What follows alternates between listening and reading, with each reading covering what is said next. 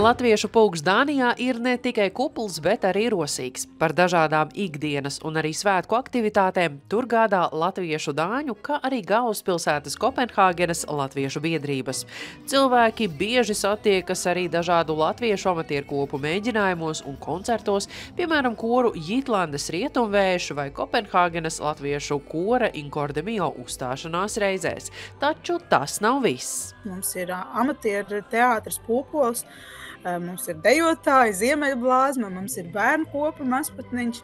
Un tāpat mums arī ir divas latviešu skoliņas, viena Kopenhāgenā, Saules Zeķēns, un mūsu pusē ir Mazputniņš, kuram es arī esmu vadītāja jau 6. gadu. Sandra jau 17 gadus dzīvo Dānijā, un pateicoties latviešu rosībai šajā valstī, saikne ar dzimteni šo gadu laikā viņa nav zaudējusi. Tur mītošie tautieši regulāri tiekas kā valsts svētkos, tā arī Ziemassvētkos, Lieldienās un Jāņos.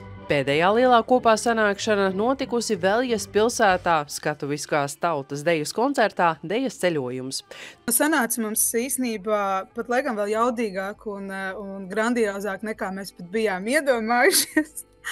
Tā atmosfēra bija tik ārkārtīgi jaudīga un kolektīvi bija tik ļoti gatavojušies un ar milzīgu atbildību un tiešām tāds ļoti pacilājošs tas pasākums bija. Tur uz skatuves līdzās Jitlandes Ziemeļblāzmas dejotājiem pievienojās arī mazie dejotāji no bērnu skoliņas Mazputniņš un arī 2 viesu kolektīvi no Latvijas, Kursa no Saldus un Ūsiņš no Salaspils. Līdzīgs deju pasākums noticis arī pērn, taču tajā lielākoties piedalījās diasporas kolektīvi. Viesi no Vācijas un Zviedrijas dejoja arī dāņu folkloras kopa. Šis mums ir 2. sadēts, ko mēs šeit Dānijā organizējam.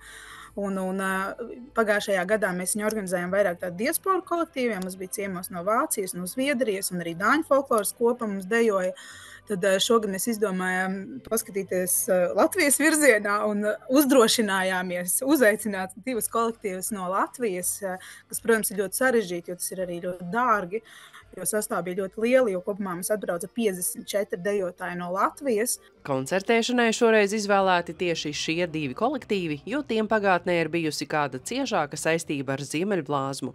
Piemēram, ar Kursu kolektīvu sadraudzējies deju svētkos Latvijā, tikmēr patreizējā Ziemeļblāzmas deju kopas vadītāja Daniela Vanceviča reiz dejot sākusi tieši Salaspils Ūsiņā. Tā vadītājs Mārtiņš Pēdājs arī iecelts par Ziemeļblāzmas krustēvu. Mēs viņu tā nokristījām, viņš nepratojās, jo viņš brauc pie mums uz treniņu nometnēm un, protams, palīdz mums gatavoties, palīdzēja gan uz deju svētkiem gatavoties treniņu nometnēs un skatai un tā tālāk. Liela daļa Dānijā mītošo latviešu ir studenti, un aptuveni 80% tautas deju kolektīvu dalībnieku ir tieši jaunieši.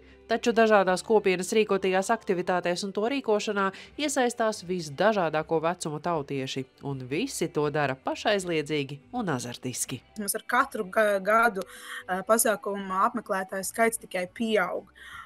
Dalībnieku skaits tikai pieaug katrā pilnīgi pasākumā, un tas arī tāds fenomenāls, ko mēs novērojam, kad acīm redzot, tas ir vajadzīgs. Un, ja tas ir vajadzīgs, kādam tas ir jādara.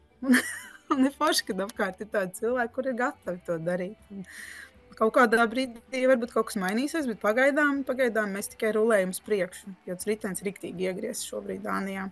Tā kā mums viss notiek. Laipni aicināt ciemos.